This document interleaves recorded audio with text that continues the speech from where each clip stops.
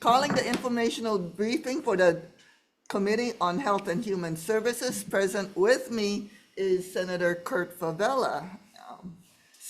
This hearing is to discuss the audit by the Office of the Auditor on June, the latest audit, June 30th, 2024, released on May 2025, and his recommendations and results of such audit, and the Department of Health's response to said audit, and hopefully some projections as to what to expect prior to the next audit 2 years from now. So with that, Les Kondo, State Auditor, please make your presentation. Good afternoon. I'm Les Kondo, I'm the State Auditor. To maybe reset some expectations, we didn't have recommendations in this report. So I will talk about recommendations that we made in an earlier report, some of which were codified. But in terms of what we did this last report, it was really to assess implementation of prior recommendations. But I wanted to talk a little about the program. This program was established in 2002 to increase recycling and to reduce litter. So the statute, it requires us to audit the program, which includes the Deposit Beverage Container Deposit Special Fund, to audit the fund and the program every 2 years, every even year. The special fund was created to hold the fees, the deposits, and the accrued interest, monies that are used to pay refunds, to pay program fees, as well as handling fees. So in accordance with the statute, we have issued our first report in 2005, and since then have issued 9 different reports. Every 2 years, roughly, 9 different reports, the last of which the Senator referenced, was issued earlier this year. I want to really quickly touch on how the program operates. The program has 2 different parts. The first part at the top, it's the deposit collection process, and the second part, the lower half of the slide, it's the redemption process. Distributors, they deposit 5 cents, the deposit of 5 cents plus 1 cent handling fee. They deposit that into the special fund. They deposit it through the department or through the program. That amount of money that the distributors deposit, that is recovered to them or recovered by them through the retailers and ultimately through the consumer. In fact, you may not see this on your receipts when you buy bottles and cans of soda or beer or whatever other kind of a kind of container that's subject to this law, but you should see a 6 cent fee that is added to the cost of your beverage and your beverage container. So that is the 5 cent plus the 1 cent handling fee that the law requires the distributor to pay into the fund. The bottom half of the process is the redemption process. The customer or the consumer, we bring our bottles and cans, we bring that to a redemption center, and the redemption center, either by counting each of the bottles or cans, or probably most frequently by weight, they will reimburse or refund the deposit that the consumer has paid. And the redemption center then submits a request for reimbursement to the department or to the program for reimbursement of the monies that they paid to the consumer plus the 1 cent handling fee. They request that to be paid out of the special fund. This is a graphic from an earlier report, our 2020 report. I'm not sure if it is accurate today, but in 2020, there were 67 redemption centers across the state. Also in that report in 2020, we reported that the program had shown a reduction in the redemption rate, which is the top part of that, as well as an increase in fund balance over the course of the fiscal years from FY26 through FY20. When the program was established, the goal or the aim was to recover 80% of beverage containers that were subject to the law. This is a more current balance of the special fund. all the way through the end of the last fiscal year, FY25, which ended June 30 of this year. So as you can tell from the graphic, the special fund continues to grow. Last year, or between FY24 and FY25, the special fund increased by over $12 million. So these are kind of the findings. I'll go through them relatively quickly. The findings have pretty much been consistent throughout the different reports that we have issued when we've looked at this program.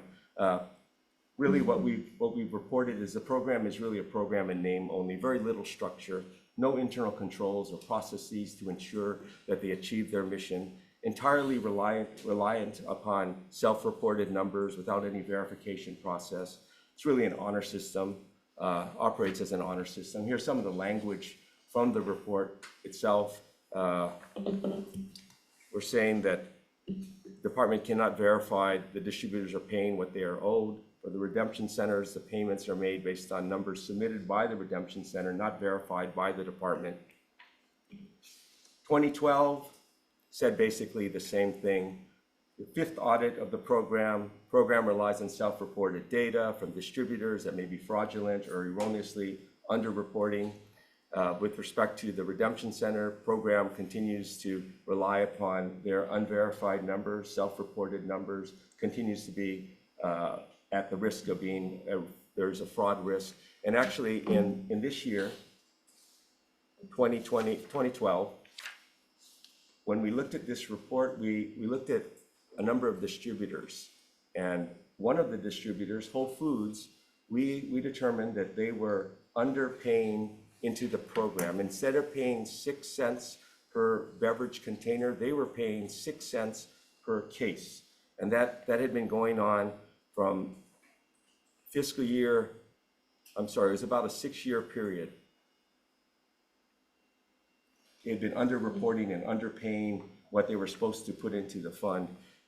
The state ended up settling with Whole Foods for about a 2.5-year period. $46,198 is what the state received from Whole Foods.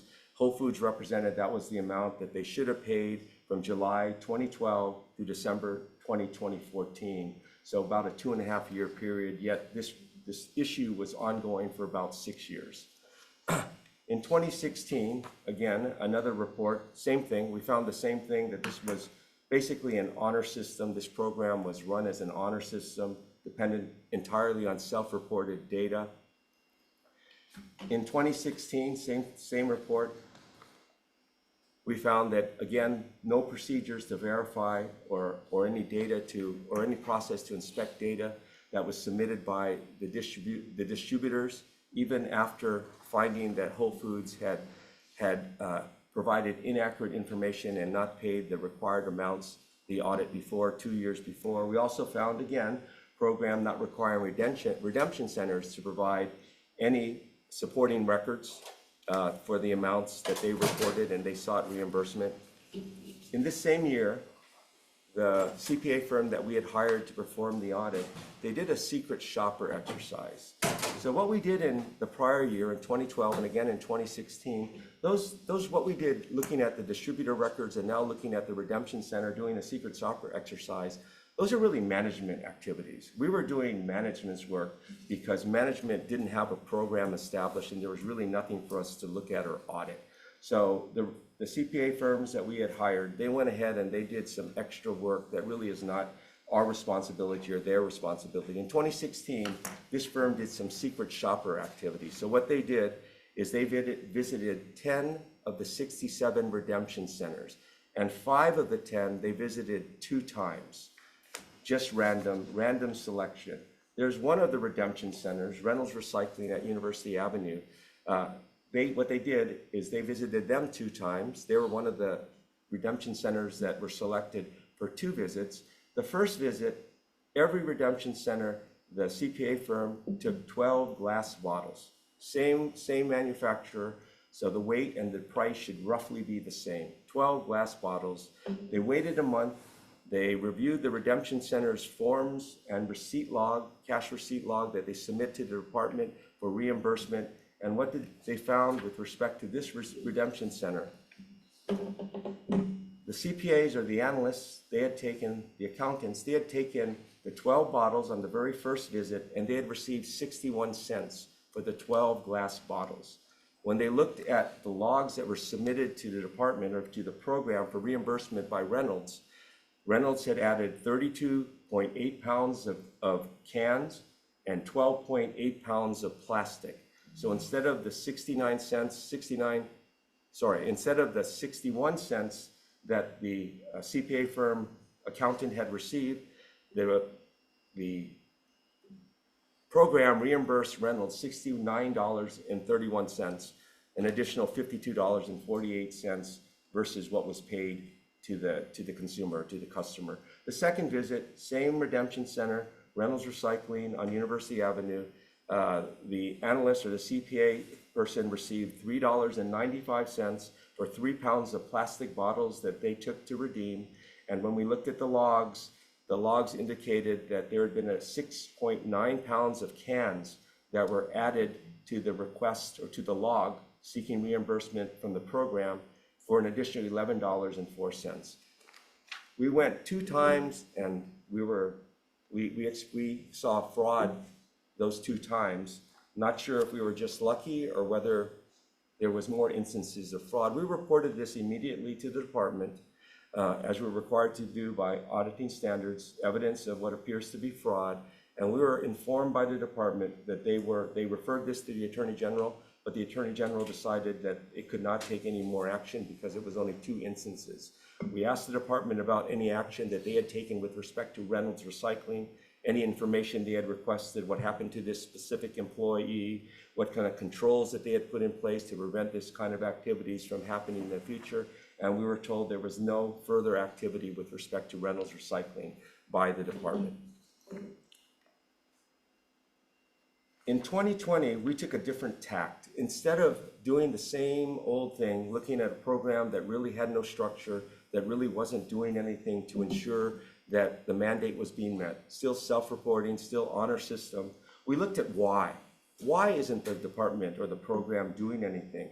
And what we found is that the department, same findings, issues with the foundation or the structure of this program.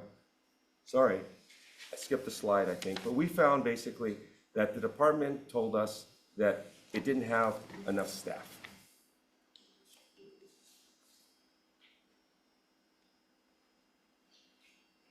Sorry.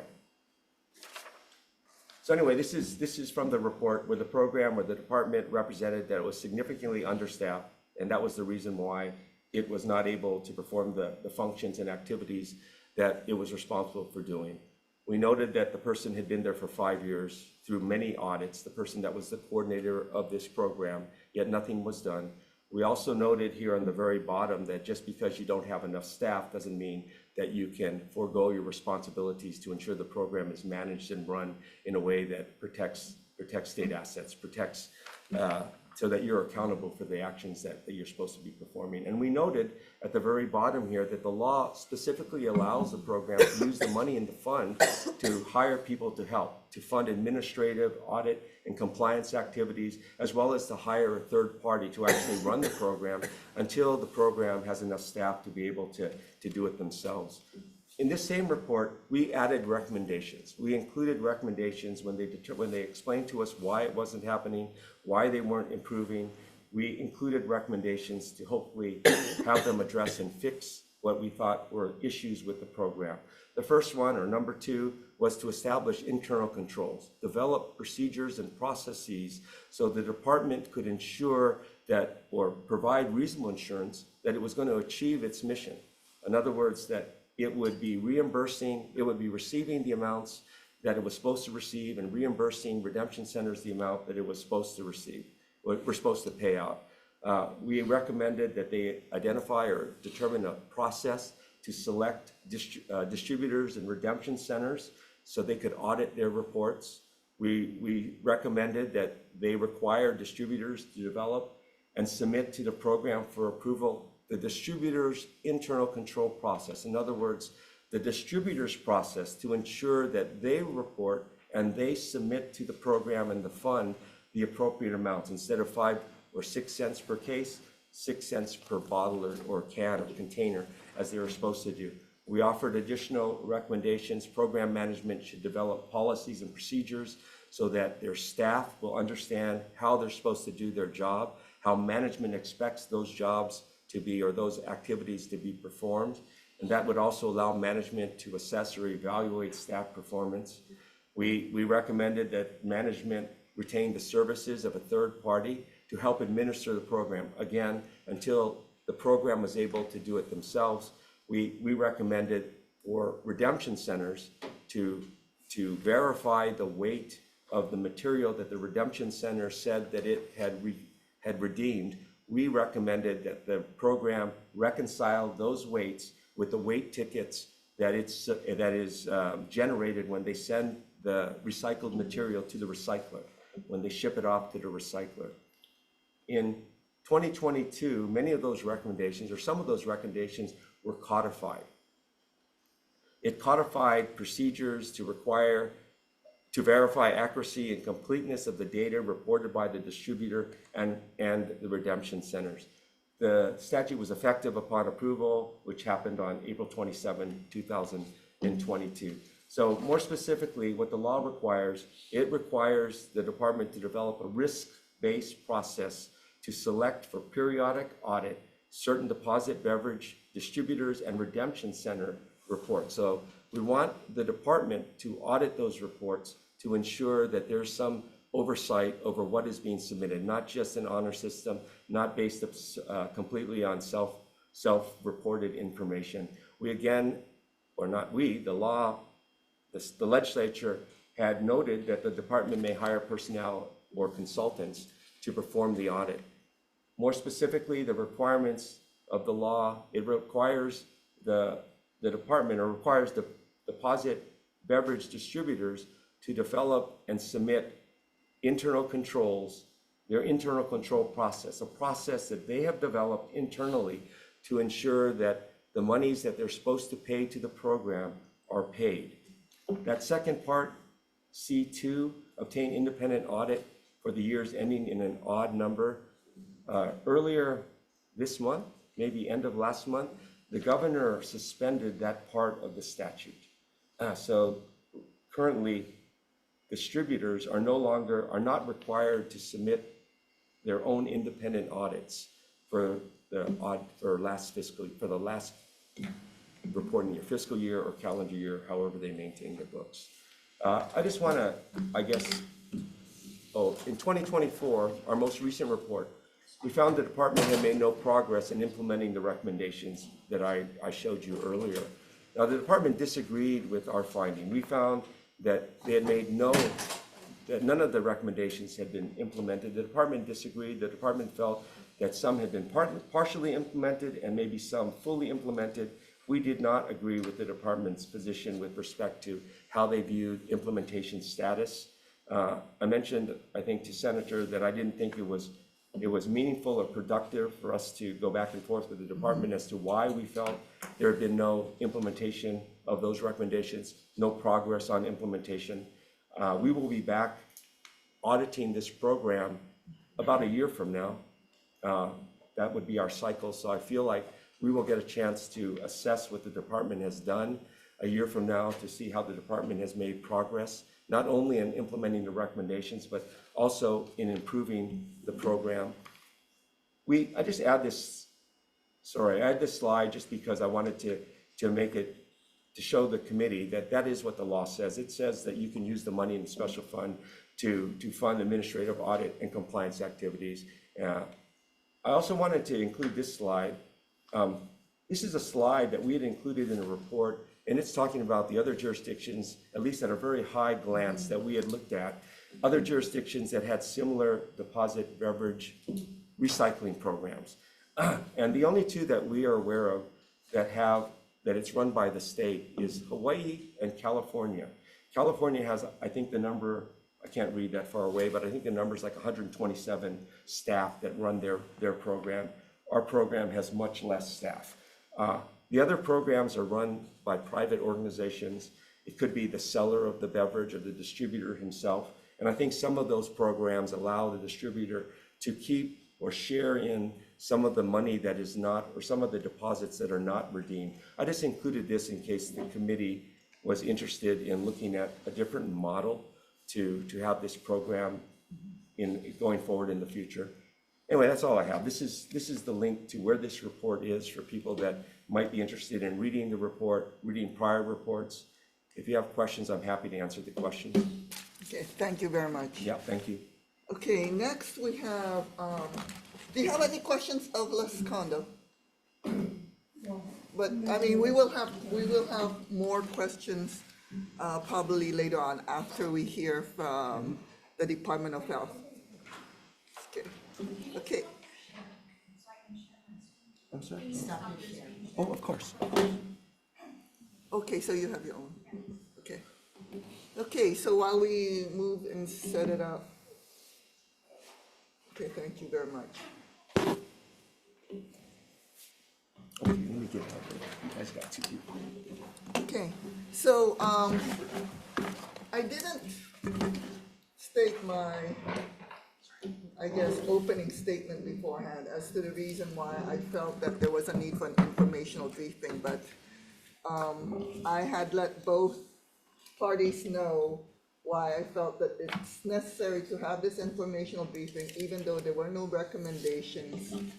And Mr. Kondo did not feel like it was productive to go back and forth. And that is that ever since I've been a legislator 10 years ago as a representative, there hasn't really been much progress in every single audit that I've seen for the past century. And you folks may not have been around at the time. And I know Deputy Director Ho was not around at the time, so it doesn't really fall on you folks, but there hasn't really been much progress. And in fact, my understanding of this program is twofold. One, it's supposed to cut down littering, and two, it's supposed to promote recycling.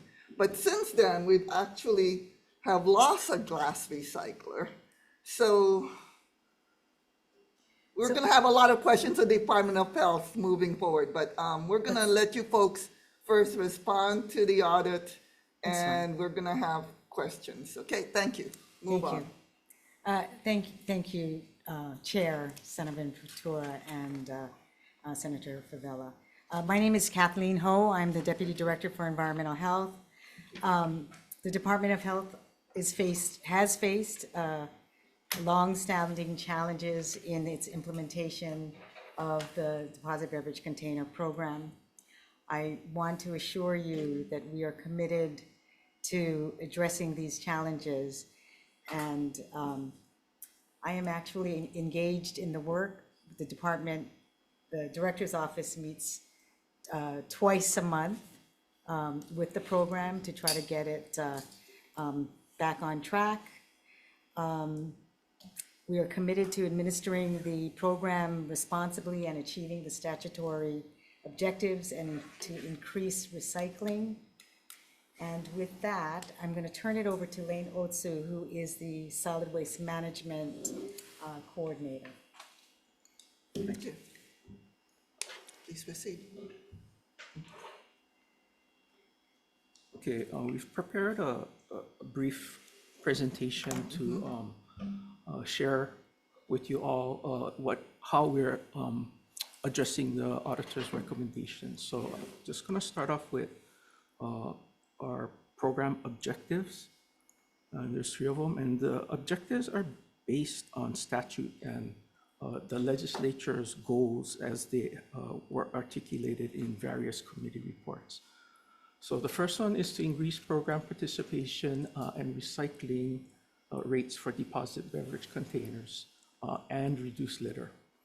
Strengthen the connection between manufacturing decisions and recycling program management to divert waste from landfills. And the third point would be improve transparency and accountability of the DBC program and address program deficiencies.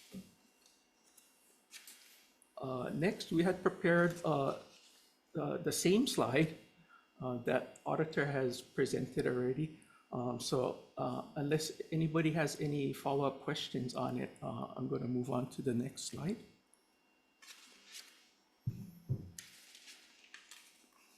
All right, so the rest of the presentations are our chance to share with you how we are addressing the state auditor's recommendations. So for this section, I'm not going to read through all of them, but we have grouped the activities, but we have grouped the activities according to similar traits, and have noted on the bottom of the page which recommendations these tasks address.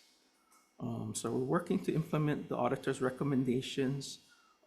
We've gotten started on much of the actions and feel that we are making progress and are continuing to move forward. Following slides will show our progress in more detail. And I'm just gonna address item number 6 because we didn't have anything to add in the following slides.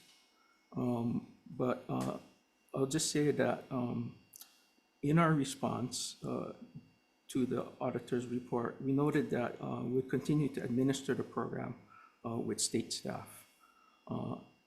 However, we just want to note too that we are also planning on retaining third-party services to help administer certain functions. So for strengthening program objectives and procedures, consider that our accounting and inspection and enforcement manuals, so 2 separate documents, accounting and the inspection enforcement manuals, have been edited since our last meeting with the auditor. And we're in the process now of sort of the last reviews so that we can declare it final. And we'll continue to make updates to the both manuals as we move forward in the future. I'll just note that both of the documents, even when they were in their draft form, were being used for both employee orientation, training, and also as a reference document for existing staff. So yes, they were in draft mode at the time of the last audit, and we are working towards finalizing them. On the bottom are the notes where we list the recommendations that these activities address. So these are addressing recommendations 1, 2, 3, and 5.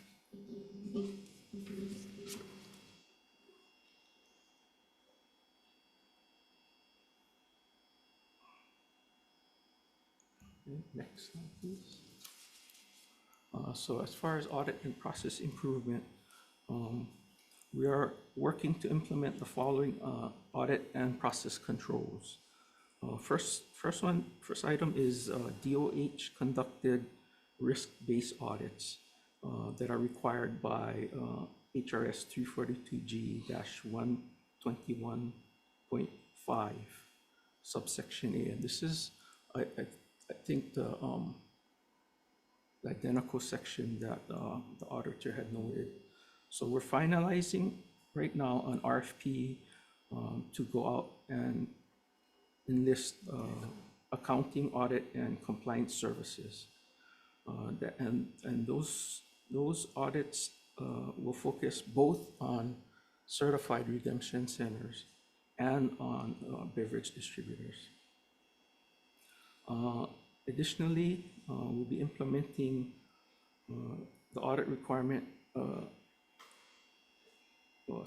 In addition to implementing the audit requirement, we also plan to engage a contractor to provide expertise to improve our own financial control processes and procedures.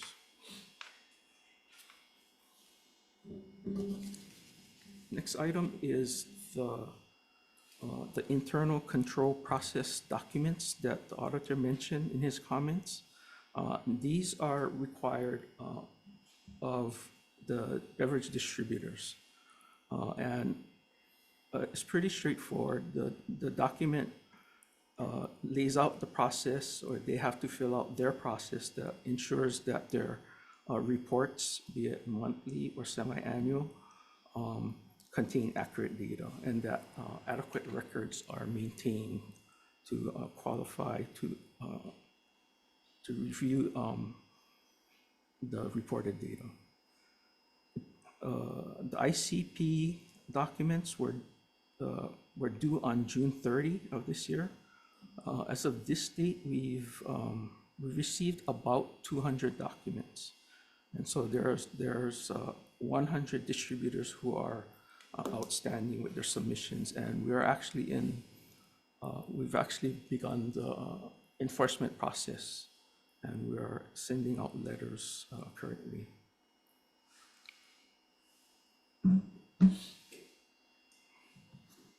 I'll also note that in previous years, we added a similar requirement to certified redemption centers.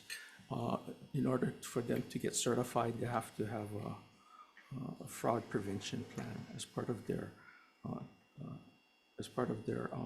certification application. Next item, 342G 121.5 subsection C, item 2, requires distributors to turn in independent audits every other year. We were moving forward to implement this requirement for 2025.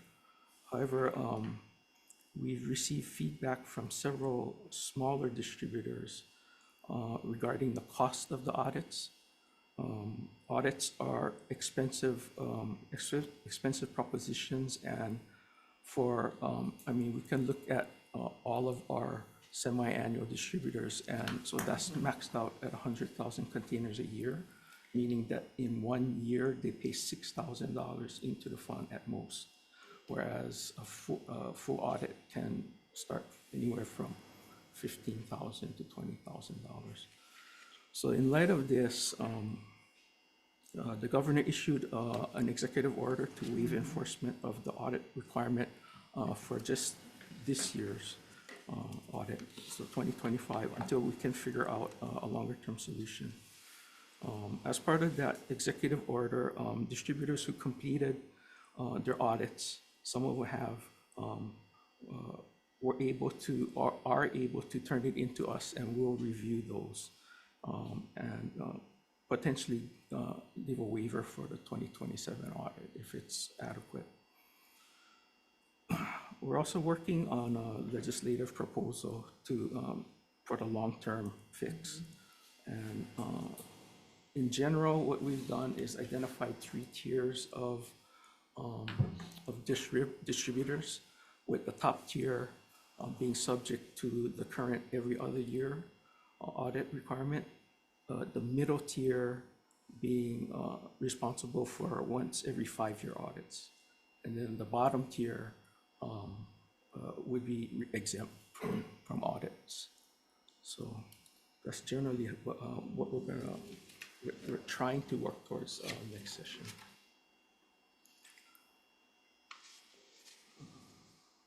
Let's see. So for electronic reporting system, we also we've established a online tracking system, the foundations of which are built on database and mapping capabilities.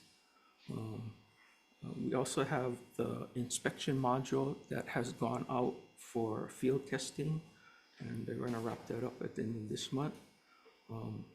Then we're also going to move forward with building out the electronic reporting system for distributors, because that would be like an online form that distributors can go in and fill in their their information, and like, so container counts and deposit fee payments those numbers would flow directly into our accounting software, and that would help a lot towards reducing hand entry, manual entry, and then we hope and we feel confident that it'll increase the accuracy of the reports. Yeah, so after we round out the distributor reporting component, we plan on working out the CRC reports, so they can come in electronic. So why don't you tell us what that CRC is, recycling centers, Oh, I'm sorry, certified recycling centers, Okay. redemption centers. redemption centers? Okay. Yes, yes. Okay, so in this slide, we just wanted to share some information on our activities that supplement or sit side by side with the auditor's recommendations. And that is another significant project that just kicked off is the analyzing our segregated rate and our handling fee rate. So the segregated rate is the conversion that we use when people go into the CRC, Certified Redemption Centers, and choose to do redemption by weight, right? They forego the hand count. They said weight is okay. So, so that number is pretty important because it has the ability or the potential to affect every single redemption transaction. Let's see. So yeah, so both studies are going to examine the current rate and do field work and gathering of economic data for handling fees, and then let us know sort of what the new numbers are, and they'll make recommendations on whether it's suitable to continue to introduce those new numbers. The handling fee study is required annually. It evaluates whether the program needs to change the handling fee that is paid to redemption centers to process DVCs to an end product. Another thing that we'd like to mention is not DBC related directly, but it will have an effect on the program, and that is the reorganization of the solid and hazardous waste branch to create separate planning and enforcement sections. And this will have the net effect of increasing resources for the planning and enforcement, but it also leave the Office of Solid Waste Management with fewer responsibilities, so we can increase our time and effort on our recycling program. So, the DVC program, and we have other recycling programs that we also manage too. Then finally, we just wanted to make a point that we're also working to make recycling more convenient by increasing the number of certified redemption centers. And the last slide is just, we put all the projects onto a timeline, so you can easily see what projects are being worked on at any given time.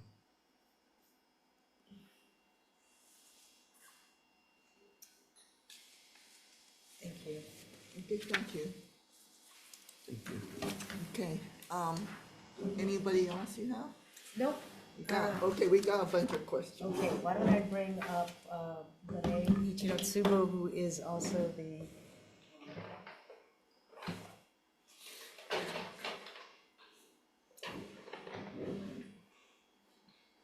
section chief. Okay, terrific. I'll have Senator Favela ask some questions first. Why all these years, not so much the department, maybe the Department of Implement, computer or digitizing stations. So the person that's in the can, and I want to be really quick on this one because every single redemption place has complaints, especially in my district. Reason why we hand count it, because the weights can be vary. You just seen that list right there, very accurate. Persons that doing them saying they're paying out this much, company maybe don't know. So what they do is they take the money for themselves. And that's what I've been doing a while. How I know that is because maybe about 10 years ago, maybe a little bit more, my wife worked at one of the rentals. Her count was high, her numbers was accurate. Guy that comes in, she was wondering, how this guy getting all these tips? At the end of the day, she'd be the one giving them to the guy on the scale. At the end of the day, she get $25 in tips, but she doesn't see anybody tipping this guy. So when she worked by herself, she doesn't get that amount of tips. Maybe she wasn't working as good, I guess. But she come to realize that he's playing with the numbers there. And, you know, when she was just telling me about the 10-year and other things hasn't been changed in the program, people has been getting rich off of the taxpayers' money. So I don't know, and like I said, like she said to you guys wasn't there, so I'm not blaming anybody. But again, how are we gonna go forward, really go forward in letting the taxpayers know that they're being protected? Because this is millions we're talking about. Because I used to always think to myself, how does this redemption guy stay in business? Yeah, because they're playing with the numbers. They have to be. I'm not saying any names. I'm not calling. I'm not going to say what company my wife was working for, but they're playing with the numbers. The workers playing with the numbers, and the guys who redemption to the state playing with the numbers. So if you have everything, I guess more computerized. I don't know if they can, which they can nowadays, to have everything so that you know exactly what's coming in to that container and what exactly going out. Because to me, this program has been a failure since it had been implemented. Because back in the day, I mean, I know we all used to go to the store and take our bottle and get nickel or dime for the bottle. I mean, I know it's difficult now because we want to try to stop the waste that going into the landfill. But we got to figure out something because, man alive, this kind of oversight, I mean, thanks to the auditor, we see these kind of things visually, but imagine what the consumer thinking, right? The guys was paying $6 a case for how many years, and they pay on fine, or what else they had. The companies that he made, the Attorney General, somebody never go because it was only 2 times. I mean, who's gonna pay for that? That's the thing. So again, you guys said you guys never have enough staff, and again, it's previous to you guys. So going forward, since I've been here, I never ever heard that you guys needed more staff for this program. Not one time. Came to the ledge, to WAM, saying, hey, you know, we need to either use more money or we need more money to increase our staff because we feel that this program is failing. Basically, that's it. So to me, that's just So, questions to I kinda have. summarize, basically, how can we improve the program? yes, so the question is, one, how much dedicated staff do you folks have right now to this program, Well, to DBC? just TV, none. None, Dedicated, just doing this program. yes, none. None. Okay, what about solid waste to do the recycling programs? I mean, how many staffers do you have then that's not dedicated, that at least does something with the program? Office of Solid Waste Management in total.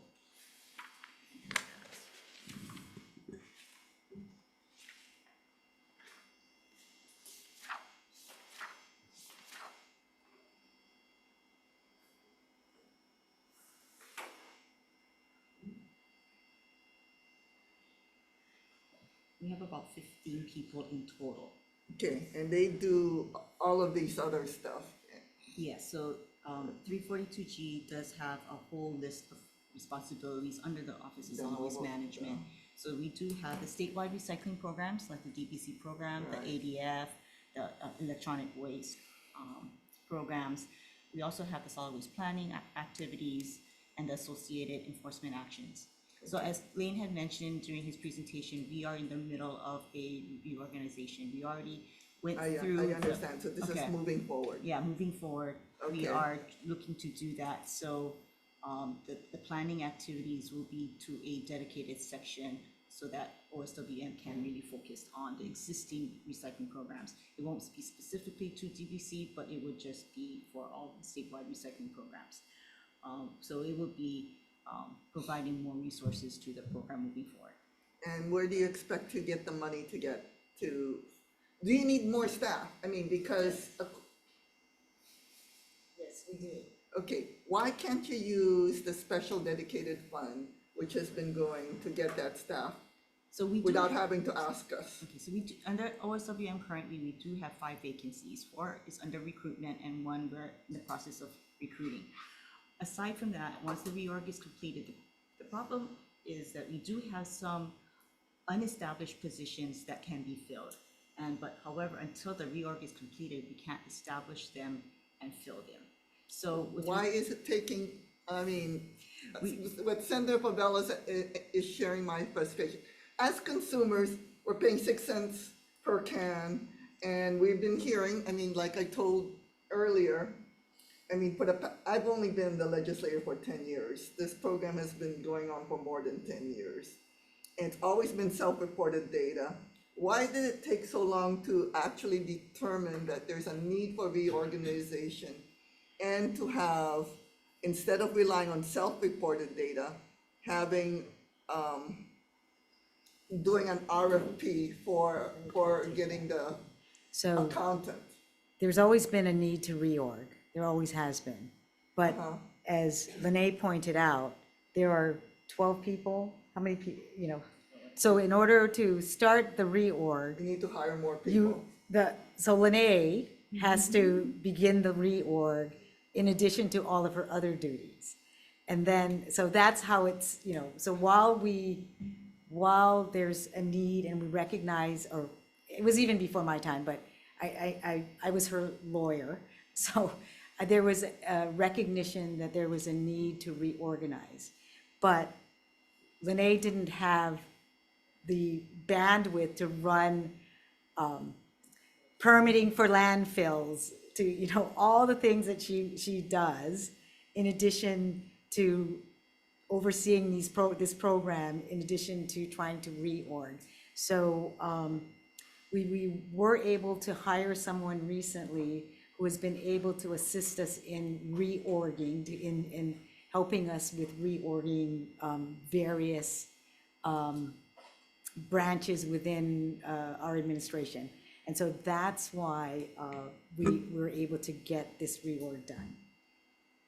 Okay, as Les Condo has pointed out, in 2 years, they're gonna audit anyway, and they're gonna find out whether or not you have any progress. And it sounds like, and I think we have Garrett Moreno here, right? And I know you're chomping at the bit, and we'll get to you. Okay, regarding the handling fee, I'm gonna ask about that, whether or not that's gonna be enough to pay for your audits as a distributor. But basically, as a consumer, we're paying this 6 cents that we don't know whether or not we're gonna get back. And as Les Condos pointed out, redemption rates have gone down. We don't have enough redemption centers. We're not seeing the drive or incentives that we've seen we go to the mainland, right? We see what is happening over there, that people are able to, at the stores, be able to redeem their stuff there. And we see a slush fund that has grown where we could use that money to increase these redemption centers and also to incentivize the recycling, to remove the purposes, right? To remove more, to remove waste from the landfill and hopefully have and we don't see that being implemented here in Hawaii when we see a slush fund increasing. So you make mention of the other states. So there's 10 states with bottle bills. 7 of them, including us, are seeing reducing redemption rates. I take that back. Yeah, 7 of them.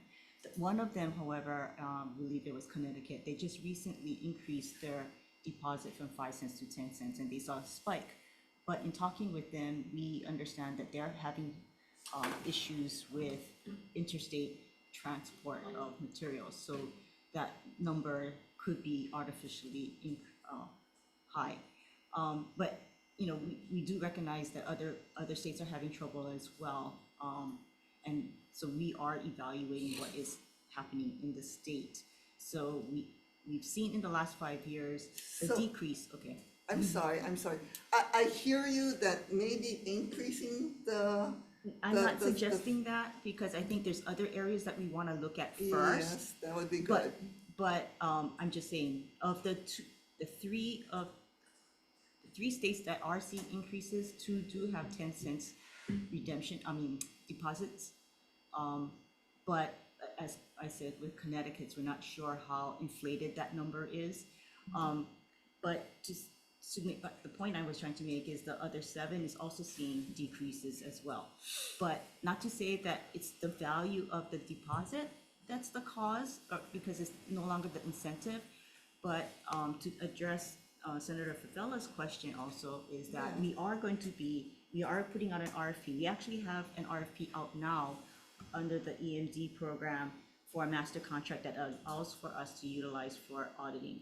But we are doing our own RFP for auditing services. We hope to have that out soon. So that would help with addressing one of the auditor's concerns and the issue of evaluating the activities at the redemption centers. So that's one of the activities that we'll be addressing as Yeah, well. and it sounds like from the auditor's testimony, even though, because they got a lot of agencies they have to audit.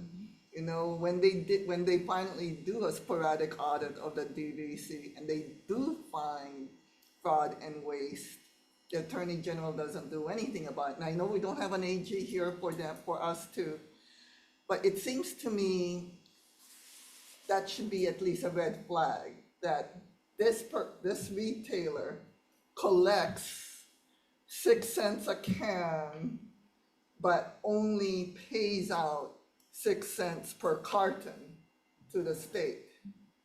So it sounds like to me that that's theft.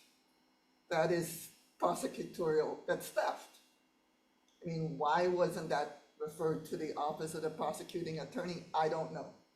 Okay, that was before both of our times, all of our times. But second, so it's not just a civil liability, it's also a criminal liability that wasn't followed up on. But it should at least be a red flag to the DVC that this particular retailer or distributor needs to be watched more carefully. And for them, maybe their handling fee should be higher because you guys are gonna need to deal with them more. And second thing is, well, it sounds promising that you guys are gonna finally, after how many, over a decade now of this program, gonna have an internal audit. I'm hoping RFPing out an accountant so that they can audit out both the distributors and the redemption centers. But it seems to me the redemption centers is the more fluid one rather than the retailers. Because with the retailers, you see on the receipts, you know, it's already digitized. The 6 cents is being charged for every single person. So to me, it's an easier audit because it's digitized more, and maybe we can, and we'll go talk to Moreno about that. Maybe because of their internal controls, we can loosen up on them a little bit. Until a red flag shows that they should be watched, yeah? One other thing, we're going to be asking for an increase in our ceiling so that we are able to do more contracting to assist us in the program. So you want an increase in the ceiling of, for the use of the deep? Because there is this fund that is growing because the redemption rates are lowering. Okay, other than,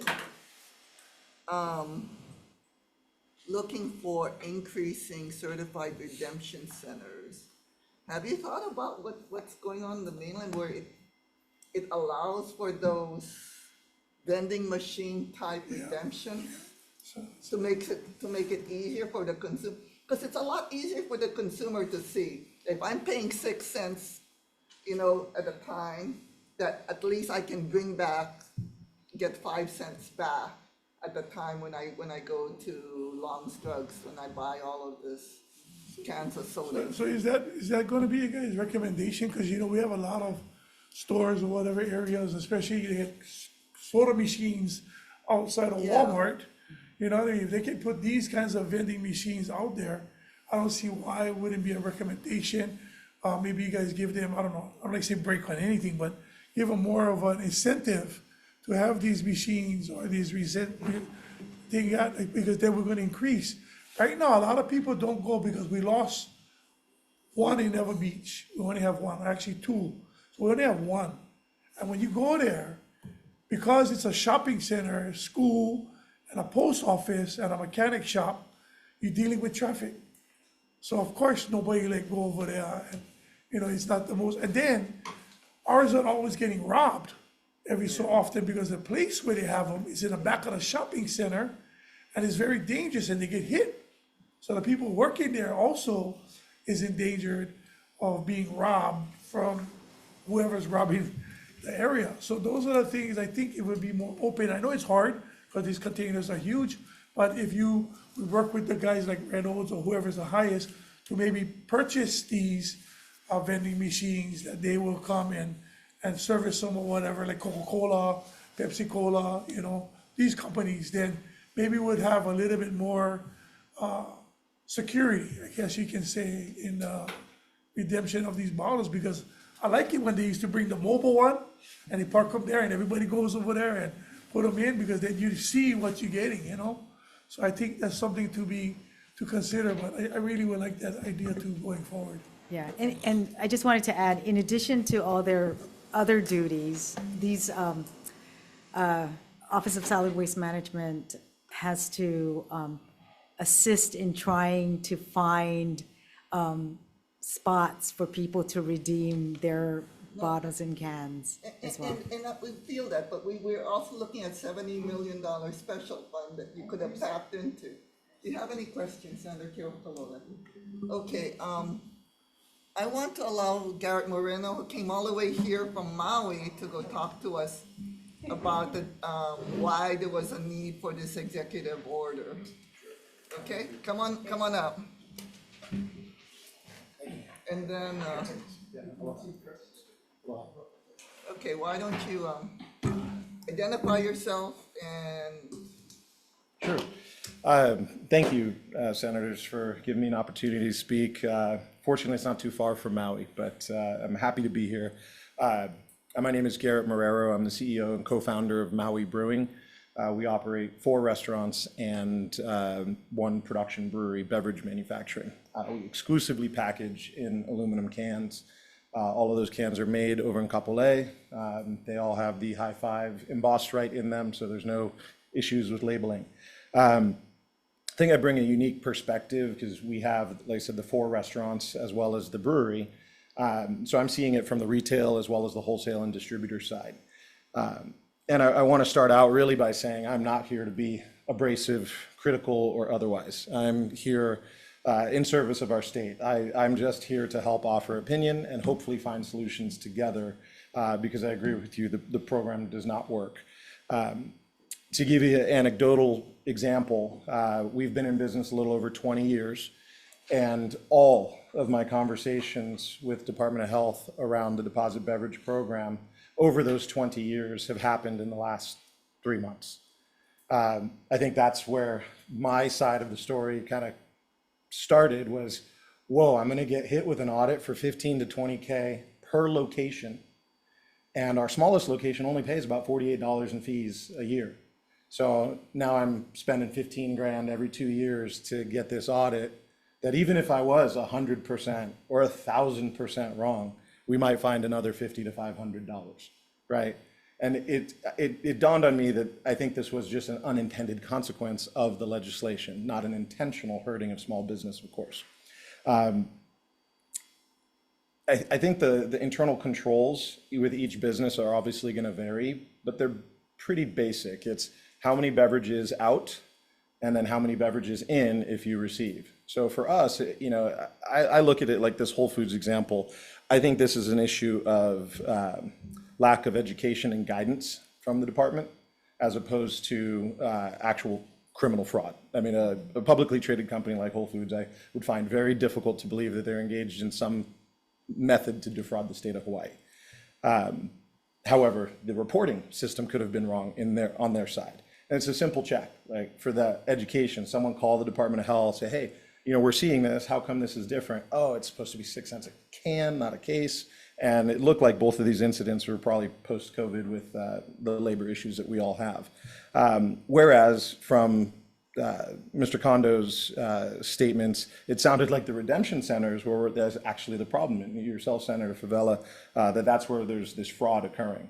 So I see it more on redemption center side than I do see it on the manufacturing and wholesale side, and retailers, of course, as well. To address the vending machines, I almost see that as, because I see them in the mainland as well, and I rarely see them working. I think it's it might be the next wave of EV chargers. You know, hard to find a working EV charger most of the time, so I think this also presents some challenges, not that it couldn't be done. I think sorry, I left my glasses back at home and I'm getting older. I agree with the digital system for all of us. I do the reporting myself. I took on that reporting because I found that we were over-reporting, only by a little bit, but we were reporting for glass bottles. And when I inquired as to why we were reporting our glass bottles, I found that they couldn't get a straight answer from the department on what bottles need to be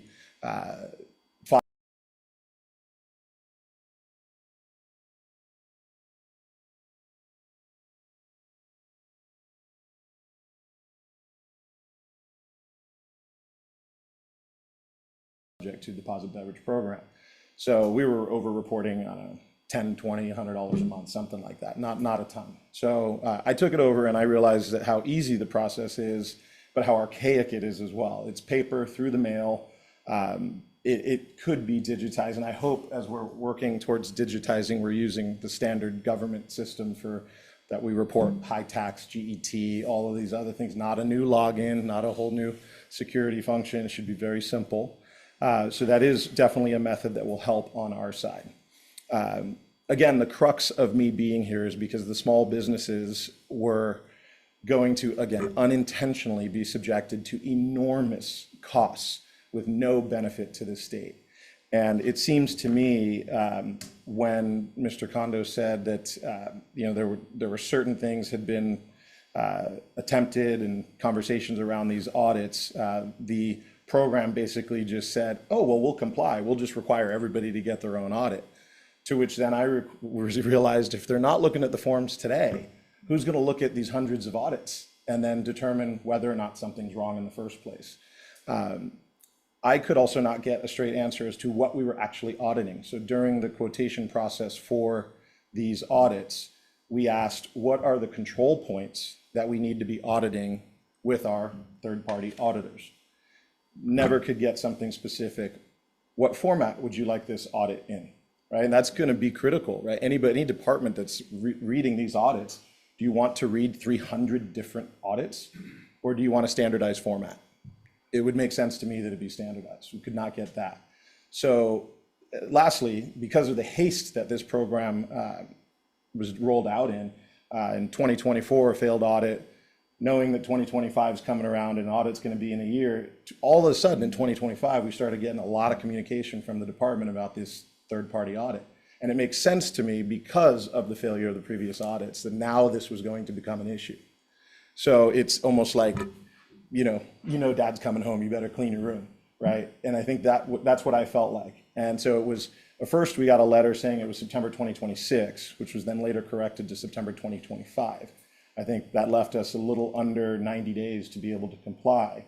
No auditor in the state could get these audits done in time for the September 30th deadline. And any ones that we talk to. And again, we have 5 locations that we have to do this for. So it felt like a rush. It felt not fully fleshed out. And frankly, $65,000 for us to spend in audits at a minimum for very little benefit, if any. I can certainly tell you there'd be no benefit because I do the auditing and I have a very simple process that the department does have my internal control document. It's how many cans do we make and how many cans do we sell, how many shipped we out of state. Real simple, 2 reports and I've got all that data. So giving you context as well, $65,000 in audit fees at a base against a total of about $8,000, maybe $9,000 in fees that we pay a year into the deposit beverage program. So again, using my earlier example, our smallest store, Kailua, pays about $48. The restaurants are all sub 300. The production brewery is about 8,000, maybe 7,500. Unfortunately, declining right now as we see tourism declining in the state. I think, let me see here, sorry.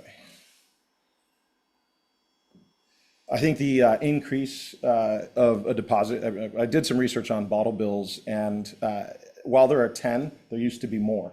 Several have abandoned having deposit programs because they found these same issues. They didn't work, and it was a constant hole, it seemed, to chase a solution, but create the problems. So I think I would caution that we just don't go running at it without stepping back and looking from a 30,000-foot view first. Is there new technology to be able to sort our trash potentially? Is there a better use for glass bottles rather than recycling them and sending them to the mainland or some foreign country that's taking our glass? Could we instead crush and use as concrete amendments to increase drainage and soil? Are there other things that we can do to insulate our state and create more independence rather than create more carbon footprint by aggregating bottles to then ship somewhere? I think increasing the deposit is an incentive to increase the fraud. So I think we need to address the fraud before we look at increasing the benefit to fraudsters. Let's see here. Really, we got to start carrying those glasses, I tell you. Let's see here. So I think those are the basics. Again, I think I'm here today just as a small business owner, and it's discouraging that most business owners are not as involved in the legislative process as I am. I have found in 20 years that I probably wouldn't be here had I not fought for our industry, that is brewing primarily, but also restaurants, because it seems that every day there is a new, I think I expressed this in my numerous emails to all of you, that it feels like every day there's a new challenge to wake up to, and I feel I have to bolt on a suit of armor every day to leave the house and just try to make a small business here in Hawaii work, while we see new programs, new ideas, new filing requirements that cost us, and then now our consumers, which drive numbers down. And so I feel like I long ago lost the quiet enjoyment of my business to just let me be successful, let me help the community, let me pay more in taxes because we're successful, all of these things. Programs like this and especially this third-party audit requirement only compound the issues that we have as small businesses. I have the fortunate situation where my team is such a great team that they allow me and afford me the ability to be here on behalf of our team.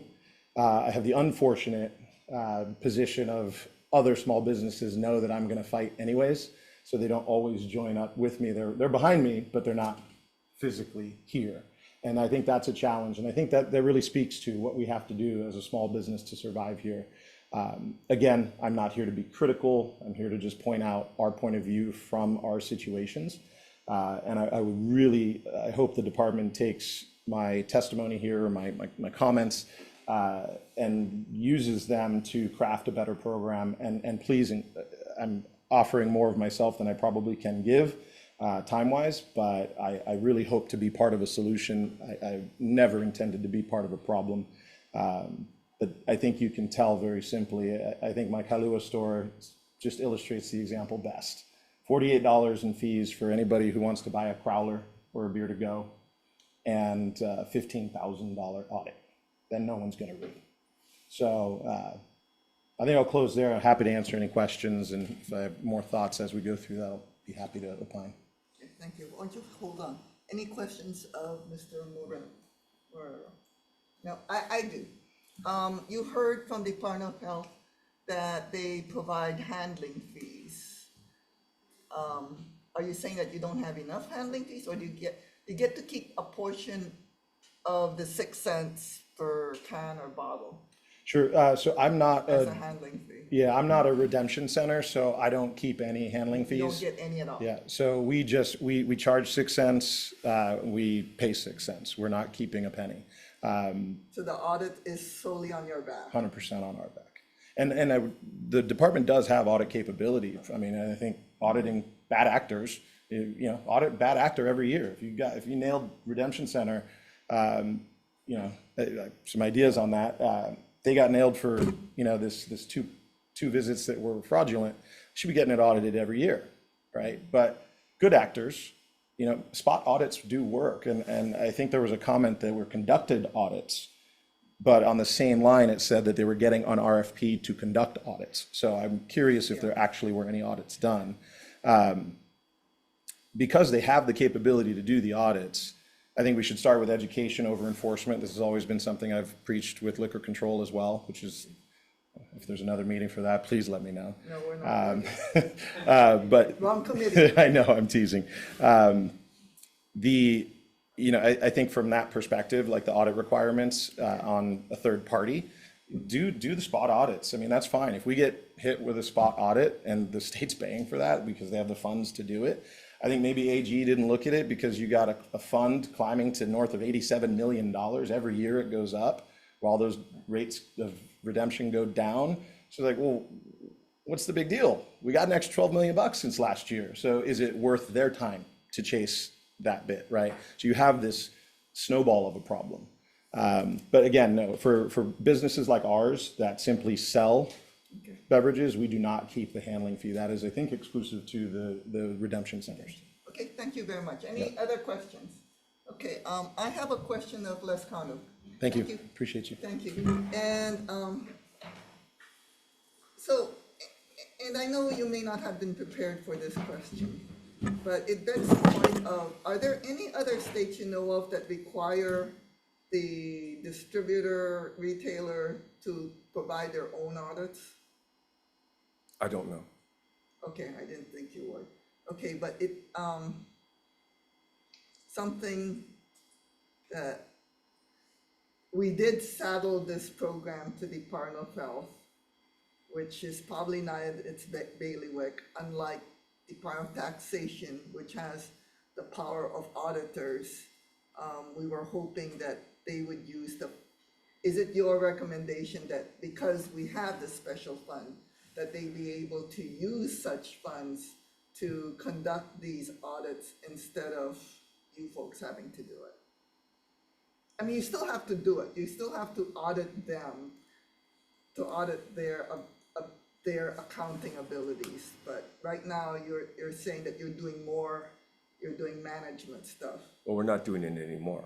I mean, honestly, it's not a good use of my office's resource to audit this program every other year, because right now there's really no program. I think once the program has the things that they were describing in place, maybe.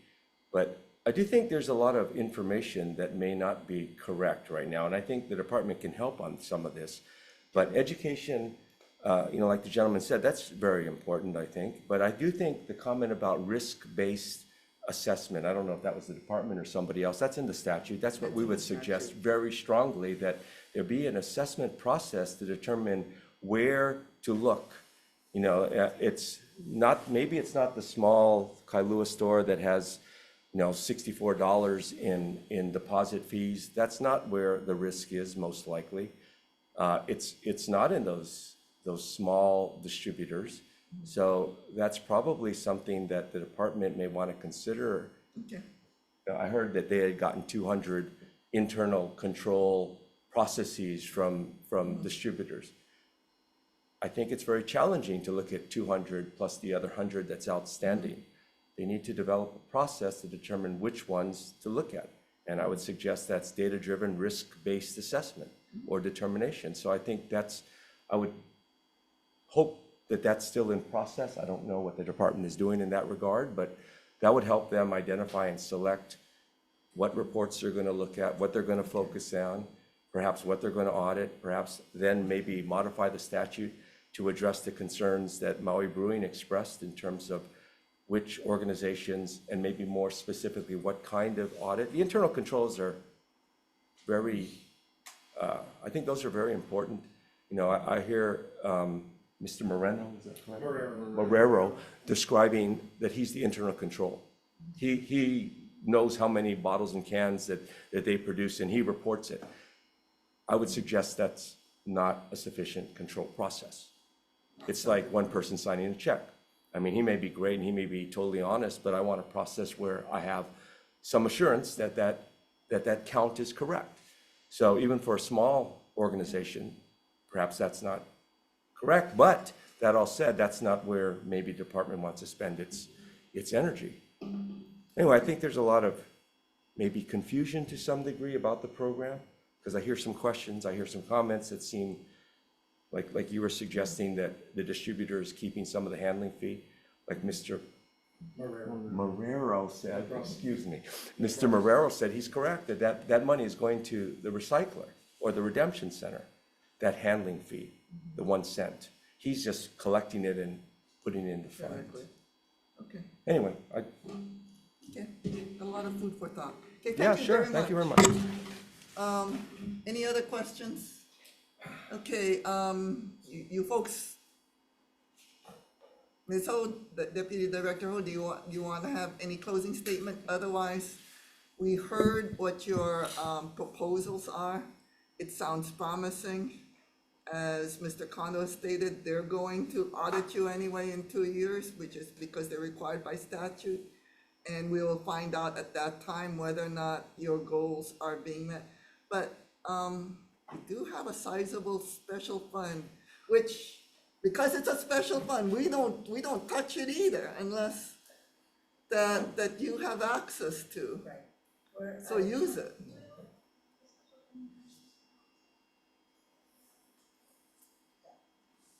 Yeah, well, come on up. Renee's gonna talk about our special fund, she's been prepared for that, so. Yeah, why don't you do that?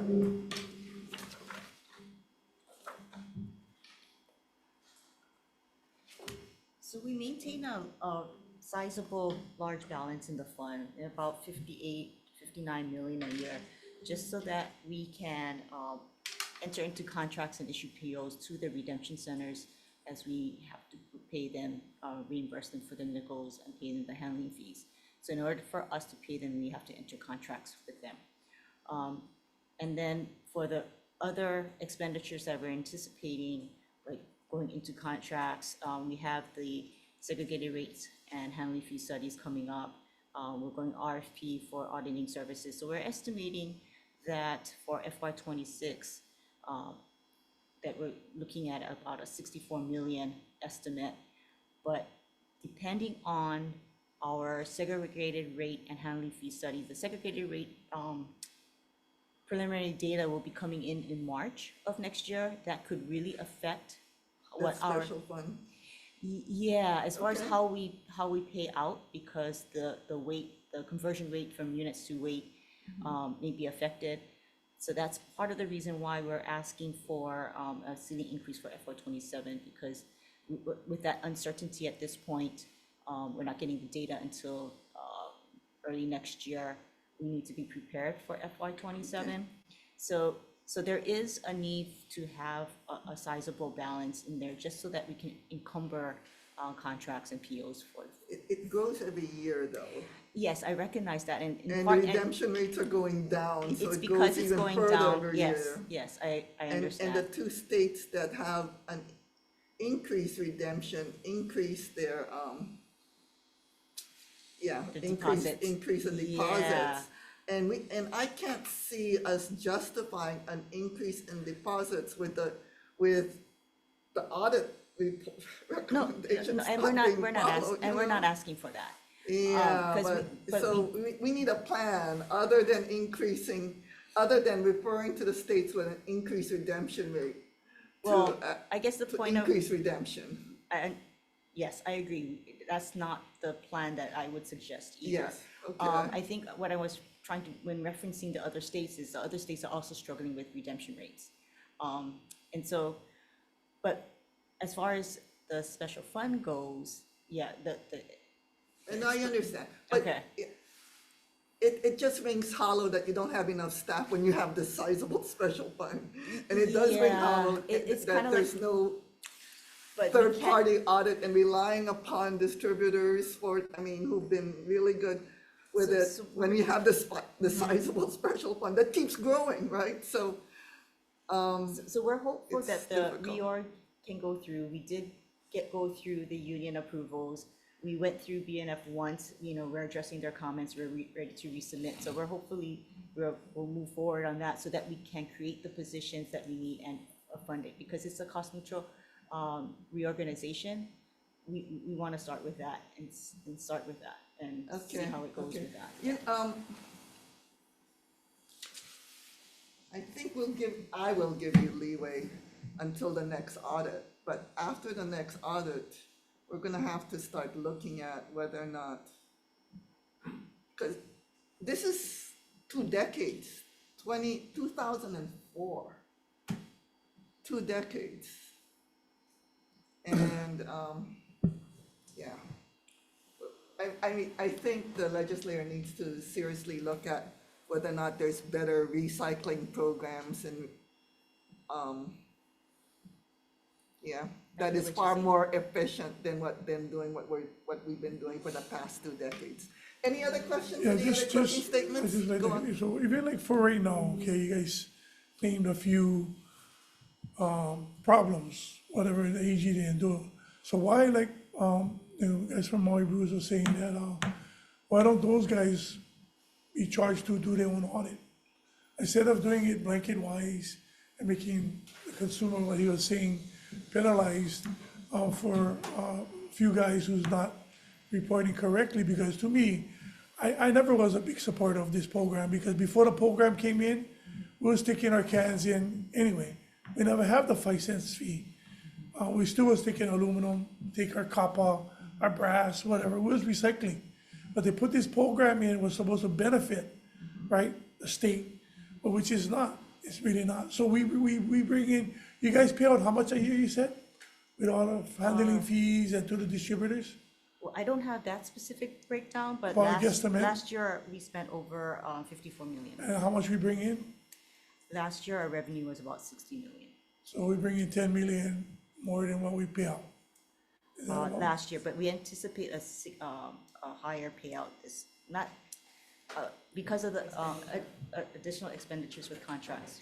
We expect the expenditures to be more this year. And we're the only state that don't recycle everything, right? We only do 1s and 2s, right? Oh, 3s, no, 4s, every- 5s? Every container that we collect under the No, what I'm DVC saying is program that, is recycled. yeah, what I'm saying is, yeah, but that's, the only, we cannot recycle the cap. So when you go with the cap, you gotta take them off. Because when they go curbside, when the city picks up curbside, and those caps are on, they charge the city. So now the city pays for that, who you think pays? Taxpayer. So I'm saying that we don't have a program actually really working, besides the aluminum, and she said we lost a bottle Glass distributor. recycler, we don't have a glass recycler. We've been talking about this for years, even when I was with the city as a refuse inspector. Why are we not taking the glass, putting it into construction material? They did it in Maui for the road. Somebody sued the city or the county and saying that the glass is cutting their tires, so they stopped doing the program. Then they're gonna go plaster the landfill area with all the glass, and somebody will grumble about that. So that's what I'm saying. So how is this program gonna actually work? And there's gonna be more innovation, and not putting everything upon you guys, but it's not working because, again, a consumer paying for something that, again, they was already doing. We was already recycling aluminum before the 6 cents fee. was already doing bottles. I don't know how much you guys remember Primo beer. You know, back in the day, we used to collect them and turn in the bottles to the distributor, and we get some money back. You know, I know Bulk Company is the one makes all you guys cans. So those are the things that we gotta look at. If this program, and then I know you guys not, but I know Senator, and I feel the same way. If you guys gonna talk about tens, I would never support any more increase unless we can get a hold of what we have now. If we can't get a hold of it now, this program fails. And we shouldn't even have the program. Because the consumer is paying. Not everybody recycle. If you go look at the blue cans, not everybody recycling. Because it's not worth for them to put it in a bag, store it home, and then you gotta wait to go over there. Oh, the light too long, bring them back home. They'd rather just throw it away. That's the reason why you guys may be going down in receiving, because the accessibility and going and the convenience of going is not like before. It's not happening. It's not as something that they wanna go and do it and get a few dollars back. You know, I mean, don't get me wrong, our homeless population loves the program because they get to collect money and recycle, but it's not working for the whole consumer. That's the problem I have. Regular, yeah. Thank you so much, Senator Pavella. Thank you. Thank you, folks, for coming, enlightening the legislature and hopefully the public who's been watching what is going on. And we hope that your goals do succeed and we do have a better audit in a year and a half.